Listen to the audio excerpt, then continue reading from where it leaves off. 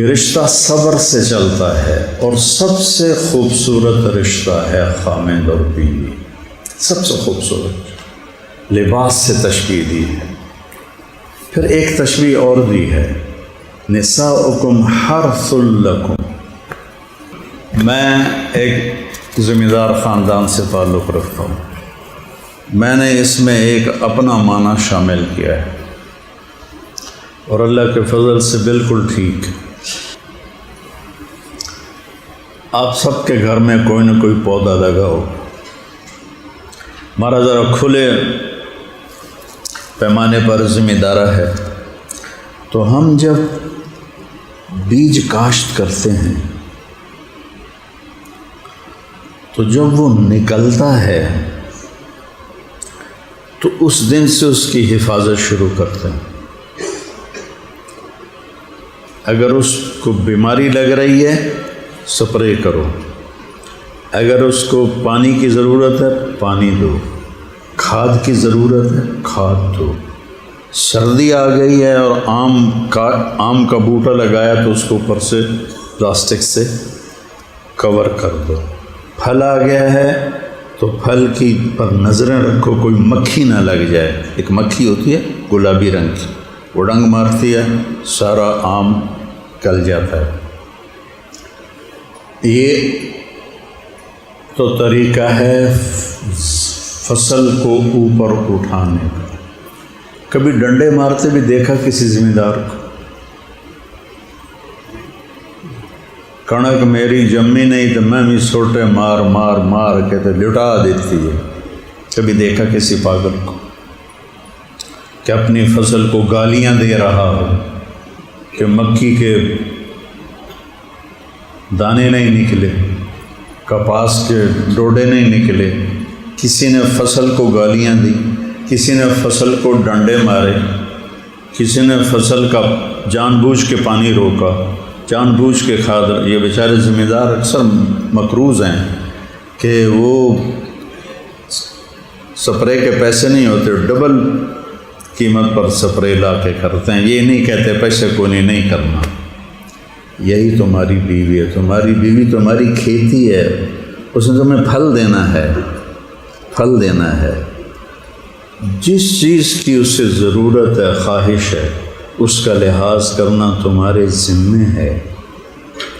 اور بیج کے پیدا ہوتے ہی اس سے کوئی توقع رکھتے ہو؟ آج بیج کاشت کے اکل ویکھن لگ گیا، کتنے من پھٹی ہوئی ہے، کوئی ایسا پاگل ہے؟ آج بچی گھر آئی ہے شادی ہو کے، کل اس سے امیدیں لگا لینا، چوتھے دن باتیں شروع کر دینا، ماں پیو نے یاد کیتی رکھ دی، ساڑھے نال تو باندھی کوئی نہیں۔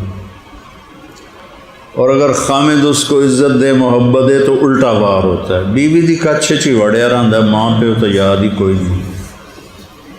طلاقیں ہو گئیں۔ میرا ایک بہت قریبی دوست تھا، اس کے ماں باپ نے اس کو اتنے تانے دیے، وہ ساری رات کلبوں میں گزارتا تھا، ساری رات، اور کبھی ماں باپ کو یاد نہیں آیا۔ پھر ہم نے دوستی لگا کے اس کے 3 چلے لگوائے، اس نے توبہ کی، اس کی شادی ہوئی، شادی اس کی پسند کی تھی، وہ اس کے ساتھ زیادہ وقت گزارتا تھا۔ دونوں ماں پیو نے قیامت قائم کر دی۔ بیوی دی کچھ چی وڑیا رہندا، کدی ماں مردی پئی ہے پوچھے ہی نہیں، کدی پیو مردہ پہ پوچھے ہی کدی نہیں۔ 1 سال کی ذلت کے بعد اس نے بیوی کو طلاق دے دی اور خود ڈپریشن کا مریض ہو گیا، آج تک مریض ہے۔ یہ وہ دکھڑے ہیں جو ہمارے گھروں میں ہو رہے ہیں۔ تمہاری بیوی تمہاری کھیت پر نہ کہا کا پتہ ہے کیا مطلب ہے؟ جی نکاح ہو رہا ہے، جی نکاح ہو رہا ہے، جی نکاح ہو رہا ہے۔ نہ کہا ہلکی بارش کا زمین پہ اتر کے جذب ہو جانا، مٹی اور پانی کے جذب ہونے کو نکاح کہتے ہیں۔ تو خامند کے اچھے رویے بارش کی طرح بیوی پر اتریں اور وہ جذب ہو جائیں اور اس سے اچھی فصل نکلے۔ آتے ہی اسے توقع لگ جاتی ہے اور اس سے کام کی بھی پیو دی بھی خدمت کر، ماں دی بھی خدمت کر، بہنوں دی بھی خدمت کر۔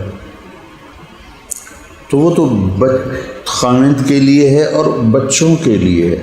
اگر عورت اس طرح مصروف ہو جائے گی تو بچے نظر انداز ہو جائیں گے۔ اسماعیل علیہ السلام کو اکیلی ماں نے پالا اور 6 سال کی عمر میں وہ کر کے دکھایا کہ یا ابت افعل ما تؤمر ستجدنی انشاء اللہ من الصابرین۔ نکاح کا مطلب ہی یہ ہے، نکاح کا مطلب ہے نیند کا آنکھوں میں اتر کے آنکھیں بند ہو جانا، خاوند کے ایسے رویے اور بیوی کے ایسے رویے کہ خاوند چین سے سوئے، بیوی بھی چین سے سوئے۔ اس رشتے کو اللہ نے کیوں پھیلایا ہے کہ باقی کوئی رشتہ ٹوٹتا نہیں۔ میں میاں علا بخش رحمۃ اللہ علیہ کا بیٹا ہوں، وہ مر گئے پھر بھی ان کا بیٹا ہوں۔ FSC تک میں بہت گستاخ تھا، میں پھر بھی ان کا بیٹا تھا۔ اس کے بعد اللہ نے میری زندگی بدلی، میں نے ان کی قیمت کو سمجھا، تو بھی میں ان کا بیٹا تھا۔ باقی رشتے ٹوٹتے نہیں، خاوند اور بیوی کا رشتہ ایک بول پہ ٹوٹ جاتا ہے۔ پھر اللہ نے کہا عاشروہن بالمعروف، عورتوں سے نہیں کہا، ہمیں کہا عاشروہن بالمعروف، اپنی بیویوں سے اچھا سلوک کرو۔ فَإِن كَرِهْتُمُوهُنَّ، اگر تمہیں اچھی نہیں لگتی، فَعَسَىٰ أَن تَكْرَهُوا شَيْئًا وَيَجْعَلَ اللَّهُ فِيهِ خَيْرًا كَثِيرًا، اگر وہ تمہیں اچھی نہیں لگتی تو بھی اس سے سلوک کرو، اللہ اس میں بہت بڑی خیر تمہارے لیے پیدا کر دے گا۔ مردوں کو کہا جائے۔ پھر وراثت کا جب حکم آیا تو عرب عورتوں کو وراثت نہیں دیتے تھے، تو جب اللہ نے وراثت کا، ہم بھی نہیں دیتے، ہمارے یہاں بھی رواج کوئی نہیں، شہروں میں ہو تو پتہ نہیں، ہمارے دیہاتوں میں 0% کوئی ذمہ دار اپنی بیٹی کو زمین نہیں دیتا۔ اور اللہ نے قرآن میں کہا، سوال اٹھایا، دیکھو بیٹے کو ملتی تھی بیٹی کو نہیں، تو قرآن نے سوال یوں اٹھائے جیسے بیٹے کی کوئی نہیں ہے، بیٹی کی ہے۔ یا اللہ بیٹے کا کتنا حصہ ہے وراثت میں؟ تو اللہ نے کہا للذکر مثل حظ الانثیین، 2 بیٹیوں کا جتنا حصہ بنتا ہے اتنا ایک بیٹے کو دے دیا جائے، وراثت میں حصہ دیا۔ پھر اللہ تعالیٰ نے کسی رشتے کو اپنی نشانی نہیں بتایا، اس کو اپنی نشانی بتایا، من آیاتہ ان خلق لکم من انفسکم ازواجا لتسکنوا الیہا وجعل بینکم مودۃ ورحمۃ ان فی ذلک لآیات لقوم یتفکرون۔ میری بہت بڑی نشانی ہے کہ میں نے خاوند اور بیوی کا رشتہ بنایا تاکہ تمہیں سکون حاصل ہو، کسی رشتے میں سکون نہیں فرمایا، اور تم میں محبت اور رحمت کو پیدا کیا۔ یہ فکر والے یہ تعلق سمجھ سکتے ہیں۔ تو اگلی بات یہ ہے کہ کتنے غریب ہیں جن کی بیٹیاں بیٹھی ہیں جہیز کوئی۔ ہم نے جب سے فاؤنڈیشن بنائی ہے تو ہمیں لوگوں کے اتنے دکھڑے سننے کو ملے ہیں کہ جو سنے گا روئے بغیر نہیں رہ سکتا۔ غریب آدمی کی تو روٹی پوری نہیں ہوتی، وہ بیٹی کو لاکھوں کا جہیز کہاں سے۔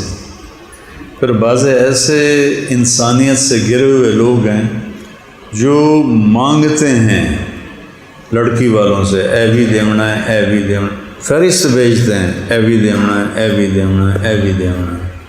بھائیو بیٹیوں کی قدر کرو۔ میرے نبی حضرت فاطمہ جب تشریف لاتی تھی ان کے لیے کھڑے ہو جاتے تھے، ان کا ہاتھ پکڑ کے یہاں سے چومتے تھے، پھر بٹھاتے تھے۔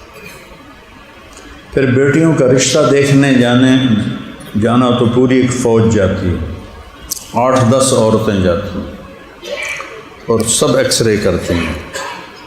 بھائیو بیٹی بیٹی ہوتی ہے، اب نکل نک چھوٹا ہے، دوسری کہتی ہے نساں بڑیاں موٹیاں ہیں، تیسری کہتی ہے اکھیاں بھی چھوٹیاں ہیں، چوتھی کہتی ہے رنگ بھی سانولا ہے، پانچویں کہتی ہے قد بھی چھوٹا ہے، چھٹی کہتی ہے داند بھی پیلے جائے ہیں۔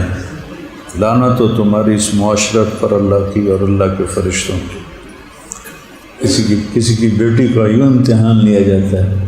شریعت کیا کہتی ہے کہ ماں باپ نے دیکھ لیا ہے تو بچے اور بچی کو سامنے بٹھا دو، بس اجازت ہے کہ لڑکا اور لڑکی شادی سے پہلے سامنے بیٹھ جائیں، اگر وہ ایک دوسرے کو پسند کر لیں تو شادی کریں، اگر پسند نہ کریں تو شادی نہیں۔ ہمارے ہاں بچی دکھانا ایک عیب ہے، ایسے اپنی بچی دکھا لی تو جو 10 عورتیں تمہاری بچی کو دیکھ کر آتی ہیں اور بکواس کر کے جاتی ہیں وہ برداشت کرتے ہو؟ بہت دکھ ہوتا ہے جب اس طرح بیٹھ کے بہنیں کچھ کہتی ہیں، ماسیاں کچھ کہتی ہیں، مائیں کچھ کہتی ہیں، چاچیاں کچھ کہتی ہیں۔ ان سب کو لے جانا کی اجازت نہیں ہے۔ لڑکے اور لڑکی کو ساتھ بٹھاؤ آمنے سامنے، لڑکا لڑکی کو دیکھے، لڑکی لڑکے کو دیکھے، پسند آئیں ہاں کرو۔ اگر لڑکی کہتی میں نے نہیں کرنی تو وہ نافرمان نہیں ہے، اگر لڑکا کہتا ہے میں نے نہیں کرنی تو وہ لڑکا نافرمان نہیں ہے۔ لباس آپ اپنی پسند کا پہنتے ہو جوان ہونے کے بعد یا ماں پیو کی پسند؟ ہم چھوٹے تھے تو ماں نے کچھا پوا دیتا، پاجامہ پوا دیتا، نکر پوا دیتی، ٹھیک۔ ہم چھوٹے تھے نکروں کو اوپر اٹھا کر وہیں سے پیشاب کی دار مار دیتے تھے، ٹھیک۔ لیکن جب میں جوان ہو گیا ہوں، جب میں اسکول چلا گیا تو میں انارکلی میں جا کر اپنے لیے کپڑے خود خریدتا تھا، اپنا جوتا خود خریدتا تھا۔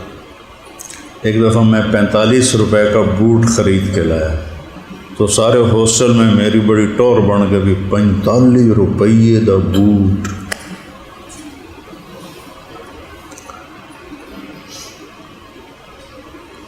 تو جب ہم بڑے ہو جاتے ہیں تو لباس اپنا خود پسند ہے۔ ایسے ہی میں یہ نہیں کہتا ہوں boy friend girl friend culture کو فروغ دیا جائے، یہ حرام ہے، یہ زنا ہے، اور یہ ہماری کو ایجوکیشن نے اور ہماری یونیورسٹیز اور ہمارے یہ جہاں جہاں لڑکے لڑکیاں اکٹھے پڑھتے ہیں یہ فحاشی کے اڈے بن گئے ہیں۔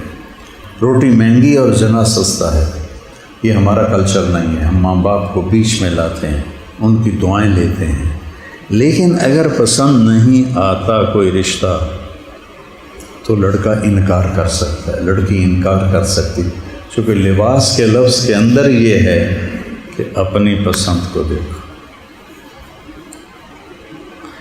پھر آخری بات یہ ہے، کسی بچی کی شادی ہو جاتی، آگے لڑکا بہت بدتمیز ہے، اور بدتمیز میں جب وہ بچی کے ماں باپ کو گالیاں دیتا ہے نا تو بچی کا سینہ کٹ جاتا ہے۔ اگر تم نے غصے کا اظہار کرنا اسی سے کرو، اس کے ماں باپ کو، یہ بہت عام ہے۔ تو پھر بچی کو صبر کی تلقین نہ کرو، طلاق لے لو، کوئی مزاج نہیں بدلتے، مزاج نہیں بدلتے۔ اگر بچہ ایسا، بچے کی ماں ایسی بدتمیز ہے، جب باپ ایسا بدتمیز ہے کہ اس نے لڑکی کی زندگی کو برباد کیا ہوا ہے، فوراً طلاق لے لو۔ اگر بچی بدتمیز ہے اور ایسی زبان دراز ہے کہ اس کی زبان ٹھہرتی نہیں ہے تو اسے طلاق دے دو۔ پھر یہ ماں باپ پریشر ڈالتے ہیں، گزارا کر گزارا کر گزارا کر، وہ دونوں ذبح ہو جاتے، چونکہ ہمارے ہاں طلاق شدہ بچی کی شادی نہیں ہوتی اور بیوہ کی شادی نہیں ہوتی۔ یہ بھی ہندوانہ رسم ہے، بیواؤں کی شادی کرو، مطلقہ کی شادی کرو۔ تو اللہ تم سے راضی۔ میرے نبی نے ایک کنواری سے شادی کی، ایک، حضرت عائشہ، باقی 10 بیویاں یا طلاق یافتہ یا بیوہ۔ آپ نے تو اپنے عمل سے ہمیں کر کے دکھایا۔ تو بیواؤں کی، مطلق طلاق شدہ کی شادی کی۔ میں نے UMT یونیورسٹی میں بیان کیا، لڑکے لڑکیاں اکٹھے پڑھتے ہیں، تو بیان کے بعد میں آفس میں بیٹھا تھا، باہر سے ایک لڑکی کے رونے کی آواز آئی۔ تو میں نے کہا یہ کون ہے؟ تو انہوں نے کہا جی آپ سے ملنا چاہتی ہے، تو وہ گارڈ ملنے نہیں دے رہے تو وہ رو رہی، تو میں خود باہر چلا گیا، میں نے اس کو بٹھایا، میں نے کہا بیٹا کیا بات ہے؟ کہ مولانا آپ عورتوں کے فضائل بیان کرتے ہیں، ماں کے، بیوی کے، لیکن کبھی آپ نے طلاق شدہ بچیوں کے فضائل بیان نہیں کی، ان کی مصیبت کو آپ نے کبھی بیان نہیں کی۔ میں نے کہا تجھے طلاق ہوئی ہے؟ کہ اچھی، تو کیوں؟ کہ میرا خاوند مجھ سے بہت پیار کرتا تھا، لیکن خاوند کا باپ کہتا تھا اے مینوں چنگی نہیں لگتی انہوں طلاق دے دے۔ تو 1 سال تک تو اس نے اپنے باپ کی بات کو ٹالا، لیکن چونکہ وہ ڈیپینڈنٹ تھا باپ پر، خود کمائی نہیں کر رہا تھا، تو اس کے پریشر میں آ کر کا وہ مجھے گھر چھوڑ کے آیا۔ وہ بھی رو رہا تھا چھوڑ کے جاتے ہوئے، میں بھی رو رہی تھی، اور اب میں گھر پر ہوں، کوئی رشتہ ہی نہیں آتا۔ رشتے آتے ہیں تو 20 سال عمر کے بڑے لوگوں کے رشتے آتے ہیں۔ تو پھر مجھے حدیث میں بیان کیا کرتا ہوں، میرے نبی نے فرمایا تمہیں بتاؤں سب سے اعلیٰ درجے کا صدقہ کون سا ہے؟ تو صحابہ نے کہا جی کون سا ہے؟ تو آپ نے فرمایا ابنۃ المردودہ پہ خرچ کر، جس کی بیٹی کو طلاق ہو گئی گھر آ گئی، جس کی بیٹی بیوہ ہو گئی گھر آ گئی، اس پہ خرچ کرنا سب سے بڑا صدقہ ہے۔ اللہ کے واسطے اپنی زندگی میں، اپنے گھروں میں نبی والی معاشرت پیدا کر۔ خاوند بیوی کے لیے ہے، بیوی خاوند کے لیے۔ ہاں بچیوں سے کہتا ہوں تمہارے ماں باپ تم نے چھوڑ دیے اور خاوند کے گھر آ گئی، تو اس کے ماں باپ کو اپنے ماں باپ بنا لے۔ اور لڑکے کے ماں باپ سے کہتا ہوں اپنی بیٹیوں کو تم نے بیاہ دیا، شادی کر دی، تو تم آنے والی بچی کو اپنی بیٹی بنا لو، تو زندگی اس کی بھی اچھی ہو جائے گی، تمہاری بھی اچھی ہو جائے گی۔ ایک عورت جب ماں ہوتی ہے تو عجب محبت کا نمونہ ہوتی ہے، جب وہ ساس بنتی ہے تو عجب نفرت کا پیکر بن جاتی۔ کوئی اس مضمون کو نہیں بولتا، میں تھک کے بھی بول رہا ہوں، اس کی ضرورت آپ سب، یہ میرے بچے بیٹھے ہوئے ہیں، آپ میرے بھائی بیٹھے ہوئے ہیں محلے والے، یہ میرے نبی کی زندگی بالکل بند تھی۔ سوڈانی تماشا کر رہے تھے مسجد میں، آپ نے کہا عائشہ آ جاؤ آ جاؤ آ جاؤ۔ یہ مولوی ہوتے تو کہتے تجھے شرم نہیں آتی یہ کہ بات کرتے ہو؟ آؤ تو میں تماشا دکھاؤں۔ ان کو یہاں پیچھے کھڑا کیا اور انہوں نے ٹھوڑی یہاں رکھی، اور آپ کھڑے ہو کر پردہ بنا کے سوڈانیوں کا تماشا دکھاتے رہے، اور اب ماں عائشہ دیکھتی رہی۔ کچھ عرصے بعد حبشی آئے، حبشہ کے، تو وہ مسجد میں تماشا کر رہے تھے، تو اس دفعہ اماں عائشہ نے کہا یا رسول اللہ میں نے یہ تماشا دیکھنا ہے۔ آپ نے ان کو بلایا اور یہاں کھڑا کر کے پیچھے تھوڑی یہاں رکھی، اور آپ اس کا تماشا دیکھتے۔ وہ حبشیوں کا تماشا ایسا مزے کا تھا کہ حضرت عائشہ بس ہی نہیں کر رہی تھی، تو اللہ کے نبی نے کہا بس نہ کریں، تو میں نے کہا جی نہیں۔ تو آپ کھڑے کھڑے تھک گئے تھے، تو کبھی ایک ٹانگ پر پریشر ڈالتے تھے، دوسری کو فری کرتے تھے، کبھی اس ٹانگ پہ پریشر ڈالتے تھے اور پہلی کو فری کرتے تھے، جب تک اماں عائشہ نے نہیں کہا آپ نے اس کو واپس نہیں موڑا۔ میں ان بچوں سے کہتا ہوں اپنے نبی کی زندگی پڑھو، ضرب یضرب ضربن پڑھ پڑھ کے مار پٹائی ان کے دماغ میں آ جائے، اس کا فقہ پڑھ کے ویسے ان کے دماغ خراب ہو جاتے۔ خواجہ غلام فرید فرماتے ہیں سکری دروش منصوری نو ٹھپ رکھ کنز کدوری نو، ہادی نہ سمجھ ہدایہ کافی نہ سمجھ کفایا، کر پرز شاہ بقایا، آہا ایو دل قرآن کتاب ہے۔ تو اس لیے میرے بھائیوں، رمضان میں نیتیں کرو اپنے گھروں کو نبی کی زندگی کے مطابق لانا، اور اس کے لیے تبلیغ میں تھوڑا تھوڑا وقت آپ لگاتے رہیں، صرف 3 دن ہر مہینے لگا دیا کریں تو انشاءاللہ آپ کی زندگی انتہائی خوبصورت ہو جائے گی۔ السلام علیکم۔